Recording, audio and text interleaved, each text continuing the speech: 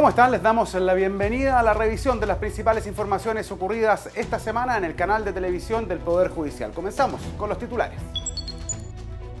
Demandas por discriminación arbitraria permiten restablecer derechos fundamentales a ciudadanos. Cada año el país expulsa a más de 1.000 extranjeros por infracciones al reglamento de extranjería.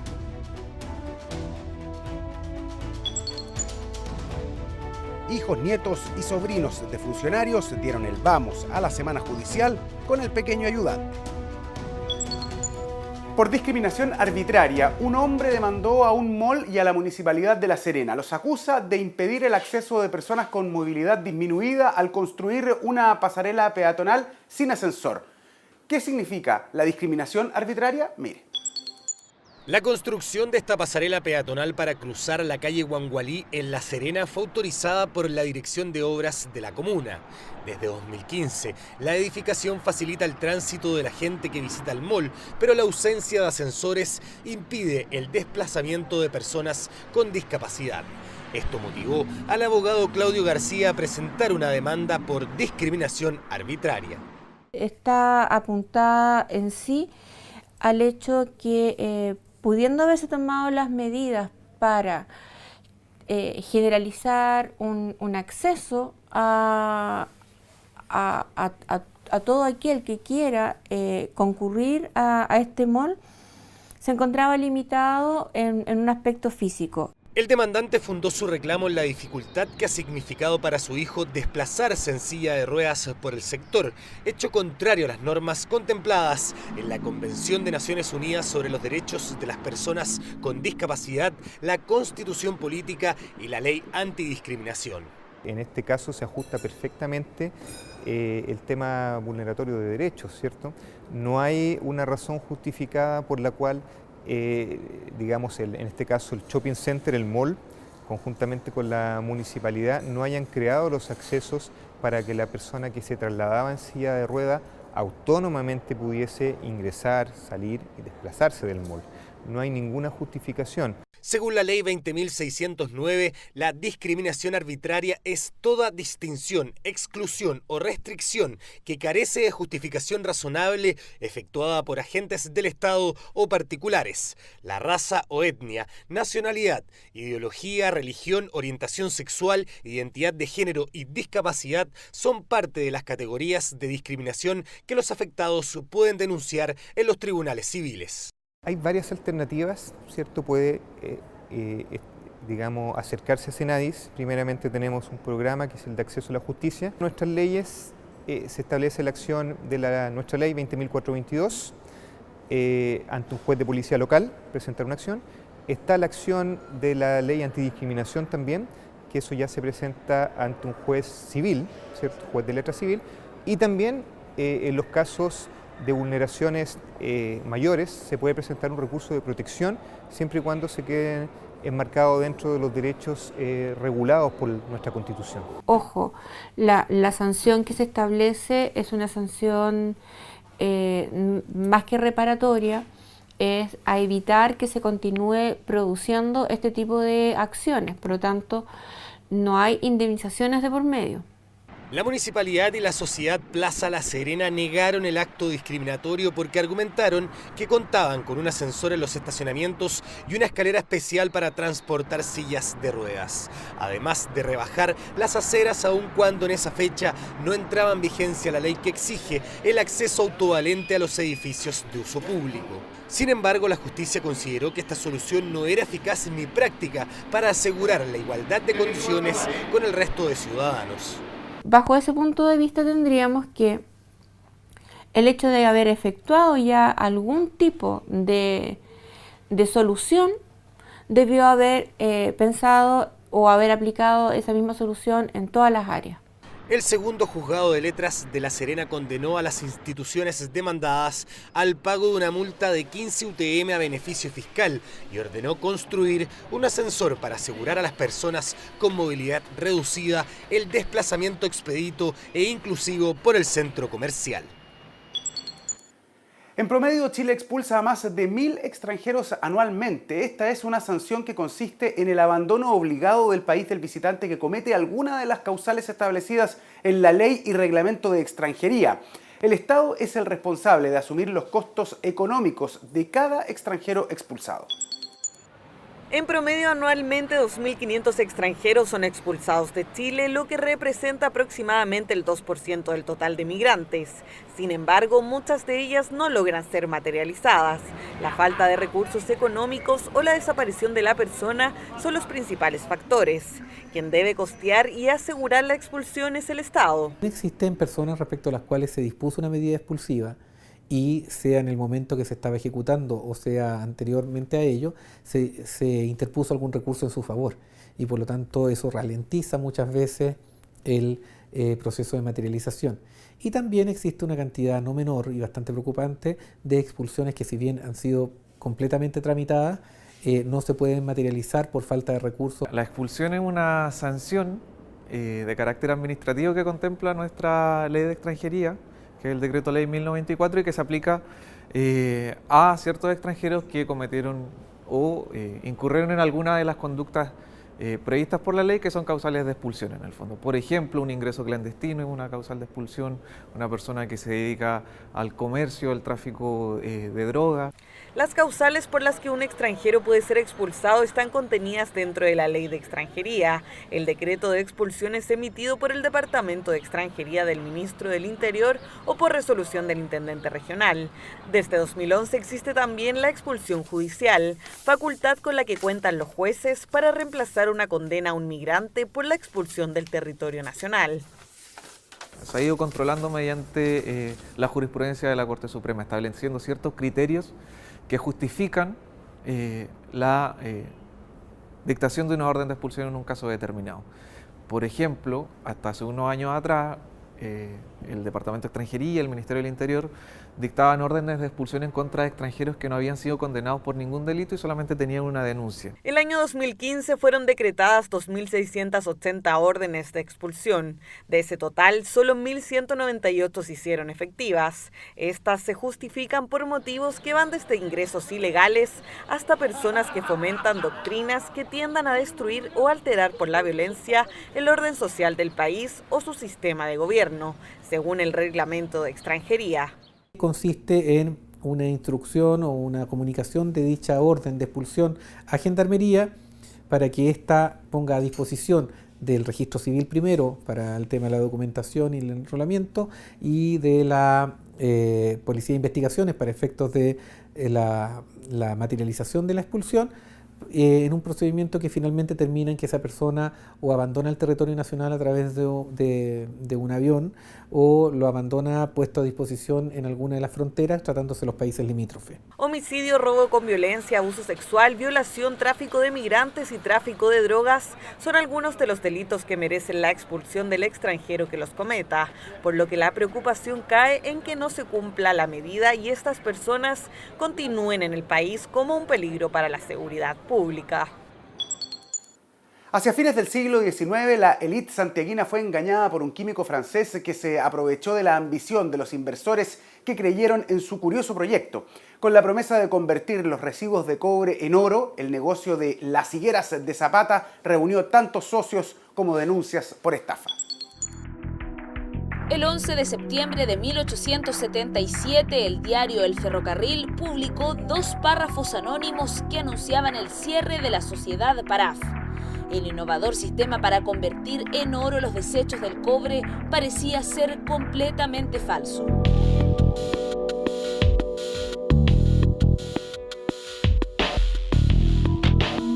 El presidente del negocio de las higueras de Zapata era Alfred Paraf, un químico francés que había llegado a Chile en 1876 y al año ya contaba con la confianza de la élite santiaguina. A los extranjeros en Chile, no a todos los extranjeros, sino que a los extranjeros blancos, se les da un tratamiento muy elevado, muchas consideraciones, y esto tiene mucho que ver con la cultura del país, que es muy insular. Entonces, y esa persona vende cualquier cosa y la élite cae redondita a cada rato. Luego de arribar a Valparaíso, el francés se trasladó a Santiago, recomendado por el cónsul chileno en Estados Unidos, que era su amigo. Aunque no tenía dinero, se rodeó de importantes personajes de la aristocracia, los que caerían en su engaño. Caractericemos el grupo que cae, ¿no? Que cae tentado por este tipo de ofertas. Es un grupo de altas rentas. Entonces dejamos fuera la población de bajos recursos al 90% de la población. ¿Quiénes son los que participan de esta tentación? Son los grupos, el decil más rico de la población. Con sus conocimientos sobre química y el prestigio del joyero Carlos Lazard, Paraf creó la metalúrgica Las Higueras de Zapata. 4 connotados aristócratas se interesaron e invirtieron 600.000 pesos de la época en un sistema que prometía convertir 1 tonelada de residuos de cobre en 400 gramos de oro. El negocio fue anunciado a través del Diario Oficial. También resulta muy interesante ver la dinámica que toman estos hechos, porque ves una sociedad creada para producir oro mediante un sistema del señor Paraf, y el cual aplicaba a la escoria producida o que quedaba de los yacimientos de cobre. Todo parecía funcionar. Como primer incentivo, la empresa entregó a la Casa de Moneda 20 kilos de oro como muestra de lo que era capaz el sistema Paraf. Incluso el presidente de la época, Aníbal Pinto, recibió una plancha del preciado metal. Las acciones de la empresa aumentaron su valor, mientras todos esperaban la segunda entrega, esta vez de 70 kilogramos. O sea, tenemos que comprender incluso lo que en la actualidad es que alguien haga una entrega de 20 kilos de oro, tener disponible para sí, para generar un negocio que pudiera ser especulativo de esta forma. La demora en la entrega generó una reunión de urgencia de todos los inversores. Paraf fue duramente criticado por la moralidad de sus procedimientos y pidió 3 días para convencerlos de su veracidad, algo que nunca ocurrió. El hábil químico fue enviado a la cárcel mientras se desarrolló el proceso judicial en su contra. Y en definitiva a él se lo condenó porque se le atribuye la responsabilidad de haber ideado un sistema que nunca pudo ser probado, en el cual él habría sido el responsable de falsificar lo que estaba haciendo y de entregar, pese a todo, estos 20 kilos de oro que efectivamente fueron recibidos. En enero de 1879, Alfred Paraf fue condenado por el delito de estafa a 5 años de prisión, pero su abogado apeló y la Corte Suprema conmutó la pena. El francés fue relegado a vivir en Valdivia durante 5 años. Al cumplir su condena, salió del país rumbo a Lima, Perú, donde murió sumido en la miseria. Una inolvidable jornada vivieron niños, niñas y adolescentes en una nueva versión del Día del Pequeño Ayudante. Esta actividad es realizada en todas las jurisdicciones del país como inicio de la Semana Judicial 2016. Hijos, nietos, sobrinos pudieron disfrutar de distintas entretenciones y conocer más de cerca la labor que hacen sus familiares. Desde hace 5 años, niños, niñas y adolescentes celebran el Día del Pequeño Ayudante, realizado en todas las jurisdicciones del país y que da inicio a la Semana Judicial 2016. Hasta la Corte Suprema y tribunales civiles llegaron hijos, nietos y sobrinos de funcionarios del Poder Judicial, que disfrutaron de juegos de magia, un carro de bomberos, pintacaritas, golosinas, shows en vivo y muchas sorpresas más. Y esto es bueno que se repita y que ojalá sea siempre igual, porque esto habla de que el Poder Judicial somos un grupo de personas que estamos contentas y que nos unimos cuando corresponde y que estamos todos trabajando por el bien del Poder Judicial y del país. Bueno, porque los niños se divierten. ¿Tú te has divertido? Sí. ¿Qué es lo que más te ha gustado? Los payasos. Me gustó estar en los juegos porque eso es lo más divertido.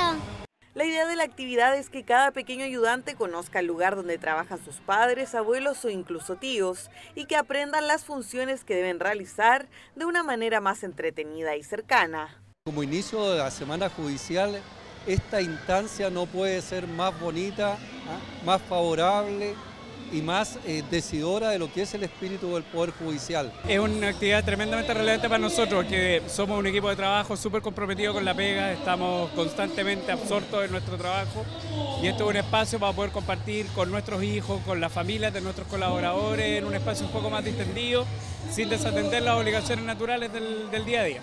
Dos hermosas princesas. Ana, ¿dónde está Ana? Y Elsa.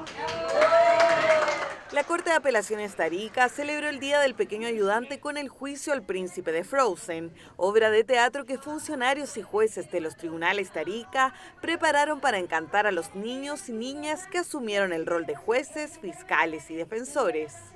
Estoy feliz porque estoy en el trabajo con mi papá y estoy aprendiendo lo que él hace. Me encanta porque acá hay juegos, es divertido, te dan dulces, te dan como plata de mentira, como puedes pagar. Y eso, muchísimas gracias. La quinta versión de la Semana Judicial tendrá como siempre diversas actividades para todos. Campeonatos de fútbol, torneos de ajedrez, tenis de mesa, coro judicial, corridas y cicletadas, entre otras, las que serán desarrolladas en todas las jurisdicciones a lo largo de Chile. Silencio en la sala.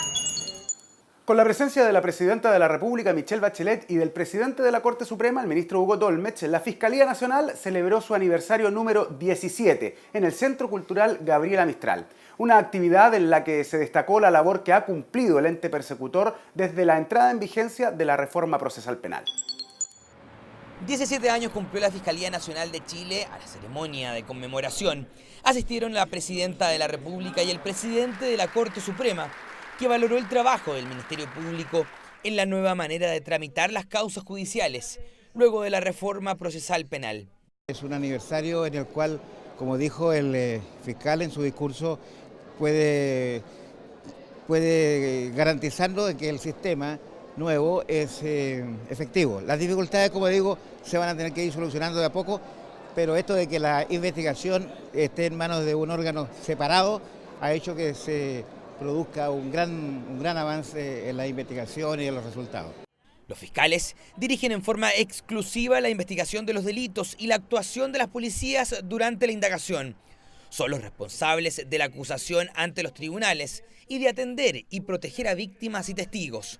El fiscal nacional valoró los avances que ha realizado durante estos 17 años de historia en este proceso inédito que enfrentó la justicia chilena como la reforma procesal penal. Entendemos que hemos creado una institución que es respetable, que ha hecho muchas cosas y tiene muchas cosas por hacer. Yo creo que son momentos en los cuales uno tiene que hacer una mirada hacia atrás, reconocer lo que han hecho particularmente otros fiscales regionales. Tenemos todavía muchos desafíos que abordar. La ciudadanía, con mucha razón, reclama alguna ineficiencia de parte del sistema, sobre las cuales nos estamos haciendo cargo y estamos trabajando, sobre todo a partir, digamos, de la entrada en funcionamiento del plan de fortalecimiento del Ministerio Público. En la actividad, la presidenta Michelle Bachelet también destacó la labor del Ministerio Público y lo calificó como el símbolo de la modernización de nuestro Estado y pilar de una nueva justicia penal. La creación de la Fiscalía de inicio a un nuevo esquema de persecución del delito y al mismo tiempo en la propia marcha de esta nueva institucionalidad fueron surgiendo nuevas capacidades de fortalecimiento justamente del Ministerio Público en términos de personal, de instalaciones y de recursos. La mandataria puntualizó que el éxito de la gestión de la Fiscalía Nacional se construye colectivamente con cada profesional, cada funcionario y cada administrativo que cumple una tarea fundamental en la persecución de los delitos en el sistema de justicia chileno. La Corte de Apelaciones de Arica suscribió un acuerdo interinstitucional sobre verificación de identidad de detenidos extranjeros que ingresan al sistema judicial chileno. Esta iniciativa, inédita en el país, permitirá la entrega de un RUT provisorio por parte del Registro Civil a extranjeros que ingresan al sistema penal. Con el objetivo de garantizar la individualización y evitar engaños, la Corte de Apelaciones de Arica y los representantes de las instituciones que integran la Comisión de Justicia Penal de Arica y Parinacota suscribieron un acuerdo interinstitucional sobre verificación de identidad de detenidos extranjeros que ingresan al sistema judicial chileno. Es un plan piloto nacional que se revisa, ¿cierto?, en esta región, se realiza en esta región debido a la necesidad de dar celeridad a los procesos judiciales en los cuales se ven involucrados ciudadanos, ya sean chilenos o extranjeros, que no tienen RUT nacional o que poseyendo sobre identidad no la aporten. Nos permite también agilizar estos trámites judiciales, principalmente en etapas de ejecución de sentencias, para efectos de que la persona que sale en expulsión, que es una pena que se realizará en libertad en el país de origen, pueda de alguna manera concretarse en un tiempo razonable. Este mecanismo fue suscrito en junio y comenzó a implementarse en octubre de este año. Funcionará durante un año en forma piloto a nivel nacional. El protocolo considera la entrega de un RUT provisorio por parte del Registro Civil e Identificación, con lo que además se pretende evitar atrasos en las resoluciones de las investigaciones judiciales. Fue un largo trabajo que se adoptó entre las instituciones, que finalmente dio sus frutos ahora este año. Y esto tiene por objeto, en definitiva, evitar las duplicidades de identidad de los detenidos extranjeros, de los cuales se había detectado complicaciones, dado que presentaban duplicidad de identidad. Luego de un año habrá una evaluación con eventuales cambios y ajustes antes que el sistema sobre verificación de identidad de detenidos extranjeros pueda ser replicado en el resto de las regiones del país. A través de un proyecto financiado por el Departamento de Bienestar del Poder Judicial, los funcionarios del Cuarto Juzgado de Letras de Copiapó participaron de una charla sobre innovación que mezcló actividades didácticas y divertidos trucos de magia. Establecimientos educacionales de Santo Domingo, Limache y Quilpué recibieron la entrega formal de los libros recolectados en una campaña solidaria organizada por la Corte de Apelaciones de Valparaíso. Lo recibimos con el corazón lleno de alegría, ya que llega directamente a nuestros alumnos. Como les comentaba, somos de un sector rural de la comuna de San Esteban, donde este tipo de beneficios no los recibimos a diario. Para la comunidad educativa es una iniciativa realmente por primera vez vista en este colegio. Entonces nuestro agradecimiento a esta donación que ustedes han hecho y al aumento de nuestra literatura y de los libros que van a poder trabajar con los profesores y los alumnos. En la campaña participaron los 57 tribunales de la jurisdicción, además de la Asociación de Magistrados, el Colegio de Abogados, la Corte Marcial de la Armada y asociaciones de profesionales y corporación administrativa del Poder Judicial. El Poder Judicial considera 12 nuevos centros de justicia y tribunales en el país, obras que forman parte del Plan Quinquenal de Inversiones del Poder Judicial 2013-2018 y que tienen por objetivo mejorar el acceso a la justicia de todos los chilenos. Uno de estos es el Centro de Justicia de la región de Coquimbo, que comenzó a operar el pasado 15 de octubre. Un edificio que por su modernidad, por su espacio, significa un adelanto muy grande para la comunidad en cuanto al servicio que se va a prestar. Es un cambio muy importante que está experimentando la justicia civil a contar de hoy. Es un edificio que concentra a los 3 juzgados civiles de Coquimbo, lo que ya facilita mucho lo que es la tramitación para el usuario. Cada diseño toma en cuenta las características demográficas y climáticas, su emplazamiento e incluye tecnología de primer nivel, moderna, eficiente y amigable con el medio ambiente. Con trucos de magia, funcionarios del Cuarto Juzgado de Letras de Copiapó aprendieron sobre innovación, creatividad y colaboración en el marco de los proyectos financiados por el Departamento de Bienestar del Poder Judicial. Fue una experiencia grata, que es una herramienta fundamental, yo creo, para los grupos de trabajo, y la verdad es que esto me ha ayudado para sacudirme quizás de las estructuras que uno va adquiriendo durante el transcurso de la vida laboral. Es una charla muy interesante porque mezcla a través de su trabajo y de lo que han sido sus proyectos en el arte de la magia y sus actividades como gestor cultural. Este otro ámbito que es de la innovación, de la colaboración, de la creatividad. Esta actividad se ha realizado en otros tribunales de la jurisdicción. En ella, el equipo expositor plantea interrogantes para luego dar consejos sobre un trabajo en equipo, los que pueden ser aplicados a su vida laboral. En el marco del concurso de innovación del Poder Judicial 2016, el ministro de la Corte Suprema, Jorge Dam, encabezó el taller de innovación y formulación de proyectos. A este asistieron los 10 autores de los proyectos finalistas, quienes presentaron ideas que permiten mejorar los procesos internos en la entrega de justicia. Para nosotros, Poder Judicial, hoy día la innovación es fundamental. Es la manera que tenemos de detectar dónde están nuestros problemas y cuáles son nuestras soluciones. La mejor persona que sabe dónde le aprieta el zapato es el propio usuario, de tal manera que nuestros funcionarios y nuestros usuarios que concurren a los tribunales son los que tienen la palabra en torno a qué es lo que desean o que preferirían mejorar. El principal objetivo de estos talleres es generar un espacio abierto a las ideas, la motivación de hacer cosas nuevas y que contribuyan a la labor del Poder Judicial.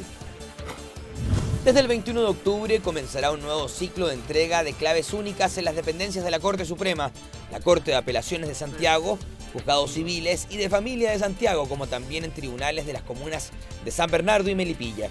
Con la clave única se puede acceder a la oficina judicial virtual, sitio web donde se ingresarán las causas y podrán ser descargadas, con la entrada en vigencia de la Ley de Tramitación Electrónica en diciembre próximo.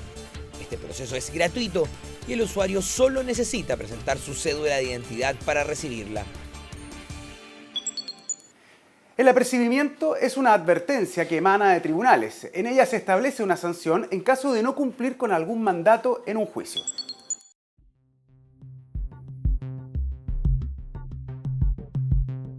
El apercibimiento es una advertencia que realiza un juez o tribunal en caso que no se cumpla una orden dictada en un proceso judicial. El apercibimiento puede ser para una de las partes, ambas partes e incluso a testigos. Por ejemplo, los tribunales pueden ordenar un apercibimiento de arresto. Este implica que una persona debe cumplir con alguna orden específica, de lo contrario se le privará temporalmente de libertad. Los apercibimientos tienen como fin que las personas cumplan con deberes u obligaciones y dependiendo de la gravedad de lo que se está incumpliendo, será el carácter de la sanción que se fijará. El diputado Juan Antonio Coloma se reunió con el presidente de la Corte Suprema, el ministro Hugo Dolmetsch, en representación de la bancada de la UDI. Durante la cita se analizó una propuesta para investigar la muerte de 200 niños y niñas en custodia del Sename. Esta y otras noticias se las contamos en el siguiente informe. Juan Antonio Coloma, jefe de la bancada de diputados de la UDI, planteó al ministro Hugo Dolmetsch sus inquietudes respecto a la muerte de 210 niños bajo la custodia del Sename. En la audiencia, el parlamentario planteó la posibilidad de otorgar un mayor financiamiento a este organismo y la creación de una comisión de alto nivel que investigue y repare las falencias que pudieron desencadenar estos hechos. Una comisión que permite investigar los hechos ocurridos en el Sename. No solamente la información que se entregó, que es del 2005 en adelante, sino por poder ver también hacia atrás, qué es lo que ha ocurrido, cómo se puede obtener información. Y para eso hemos solicitado al presidente de la Corte Suprema, y quedó a analizarlo, la posibilidad de tener nombrar un ministro en visita o la posibilidad de establecer una persona de carácter administrativo que pueda llevar adelante, no solamente concluir algunas investigaciones, sino que también poder hacer una investigación desde el punto de vista administrativo. A la reunión con la bancada de la UDI se sumó la audiencia realizada con las diputadas Carla Rubilar y Claudia Nogueira, donde la muerte de los niños a cargo del Sename también marcó el desarrollo de la cita. Ambas parlamentarias expresaron la necesidad de reforzar la protección de los niños en los recintos de esta institución. Esta semana se llevó a cabo la presentación del libro de sentencias de la Real Audiencia 1609-1613 de Julio Retamal Ávila, un texto que reúne las primeras sentencias del antiguo tribunal más importante de la corona española en Chile, creada en 1565 en Concepción, donde funcionó hasta 1575. Fue reinstaurada en 1609 en la ciudad de Santiago. Son más de 4.000, 6.000, 10.000 expedientes judiciales que están en un archivo que se llama Real Audiencia. Ahora, estos son los primeros 4 años del funcionamiento de la Real Audiencia en Santiago. En ello vas a encontrar desde acusación de delitos, castigos que se pronuncian al delito, como por ejemplo cercenación de las personas, de las cabezas, de los miembros, que son ejemplarizadores, hasta por ejemplo destierro de sujetos importantes. Al lanzamiento del libro asistió el presidente de la Corte Suprema, ministro Hugo Dolmet, quien valoró la importancia de este tipo de publicaciones que sirven para reconstruir los inicios y las primeras nociones de la justicia chilena. Y hasta acá la revisión de las noticias de esta edición del noticiero del canal del Poder Judicial. Nos despedimos dejando los invitados como siempre a que sigan comunicándose con nosotros a través de las plataformas digitales del Poder Judicial y que también visiten nuestro sitio web www.poderjudicialtv.cl. Que estén muy bien.